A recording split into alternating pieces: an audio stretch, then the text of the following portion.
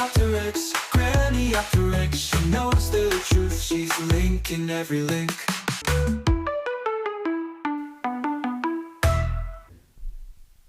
Hello. So, Harry has decided to up sticks from California and return to Blighty. And when I read that, all I could think of was that this family is starting to look more and more like a story written by Agatha Christie. At which point, suddenly, the whole story exploded inside my head, and I thought I might share it with you. So, here goes. Are you sitting comfortably? Then I shall begin. This story is called The Case of the Christmas Port, a Hercule Poirot mystery. It was Christmas Eve at Buffingham Manor, a sprawling, draughty country house currently buried under 20 feet of snow as a result of global warming. The telephone lines were down, the roads impassable, and the only thing circulating freely was mutual resentment and inferior brandy. Sir Fingers Buffingham, the pater familias, had gathered his bickering family in an attempt to patch over the cracks in their relationships.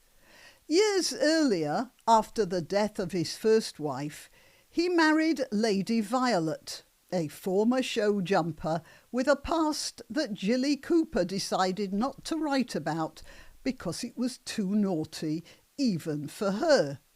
Sir Finger's 2 sons had never forgiven him for this second marriage, mostly because it was difficult to tell the difference between Lady Violet and one of her horses. The 2 sons were Stephanie, the eldest, who never got over the realisation that his mother really wanted a girl. He disapproved of everyone in his family who didn't come up to his moral expectations, which meant that he disapproved of them all. And when in their company, he maintained the sort of facial expression you might expect of a man who just discovered a discrepancy in the quarterly accounts and suspected everyone else of being the culprit. He was married to Enid, a perfectly nice, middle-class lady who organised everything with terrifying competence, and although she hardly ate anything herself, kept offering everyone just another mince pie. Then there was Lionel, the rebel who ran off to Argentina and married an exuberant showgirl called Bambi, whom he'd met in a nightclub in Rio. She called everyone Sugar, and in her entire time at Buffingham Manor, and despite the cold and the draughts, hadn't worn one dress that weighed more than 4 ounces. They'd lived on Lionel's ranch in Argentina for years, but to the surprise of everyone and the dismay of Stephanie, early on Christmas Eve morning, Lionel had announced he intended to come back to live on the Buffingham estate. He said it was because, well, Dad hasn't got long, has he? And someone has to look after the farm. But everyone suspected he simply preferred free heating, more reliable servants, and less nagging from Bambi about being closer to decent nail bars. This might have been a volatile enough combination just on its own, except that on Christmas Eve the doorbell rang, and who should the butler find standing on the doorstep, entirely uninvited, but Uncle Damien, the black sheep of the family and the one member that they all referred to as he who should not be named. They thought they were all safe enough when the snow closed them in, believing that no one could turn up at the last minute. but they hadn't reckoned on the amount of alcohol Damien consumed on a regular basis. With that proof of ethanol in his system, he simply melted his way to the front door. Having gained access, Damien then spent most of his time weeping into a succession of bottles, muttering about the good old days and the one that got away in Las Vegas, and occasionally attempting to pinch Bambi's bottom, an action doomed to failure as Bambi did not have a bottom. The final guest on the list was Hercule Poirot, who was invited for Christmas because Sir Fingers had written to him in a panic the previous week, convinced that someone was systematically stealing the silver teaspoons from the breakfast service. Poirot, finding this to be a case most delicate and interessant, had accepted the invitation and arrived just before the snow sealed them all in. The atmosphere fizzed like a bottle of cheap Prosecco through Christmas Eve dinner. Stephanie lectured the entire table on the importance of the family textile business, and Damien and Lionel became so bored they kept interrupting by proposing toasts as an excuse to down as much champagne as was available. This had a marked effect on Lady Violet, who became maudlin about her first pony, when she was a gal. Later that night, a few hours after everyone had retired, or in Damien's case, collapsed, they were all awakened by the sound of a furious beating on the dinner gong.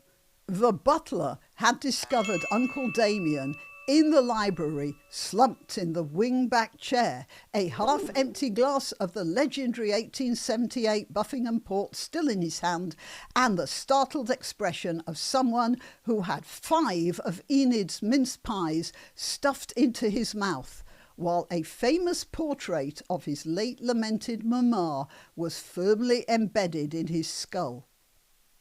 Considering the suffocating number of mince pies, the first suggestion for cause of death was a surfeit of raisins, but Poirot pointed out that while this might have kept Damien from crying out, the heavy frame of the portrait was certainly the culprit. Since there was nothing more to be done but lock the library, they all went to bed, and the following morning Poirot gathered them all in the drawing-room and began his investigation. Stephanie had been overheard arguing with Damien about squandering the family's good name. Lionel had asked Damien for a small loan until the old man pops off, and was roundly, or at least drunkenly, rebuffed. Just after dinner, Bambi had slapped Damien when he'd pinched her face instead of her bottom, and had then excused himself by saying there was no difference between the two. Lady Violet had never forgiven Archie for his poor horsemanship, and Sir Fingers resolutely refused to talk about any of the possibilities because he still could not bring himself to say his errant brother's name. After much pacing, moustache twirling, and the discovery that the missing teaspoons were all in the cat's bed, Poirot delivered his dénouement. "Mesdames et messieurs," he announced, "the murderer is Sir Fingers himself." Enid dropped a mince pie. Stephanie manfully gripped the back of a Chesterfield, and Bambi raised a hand to cover her astonished mouth and stabbed herself in her eyes with her 9-inch long candy pink acrylic nails.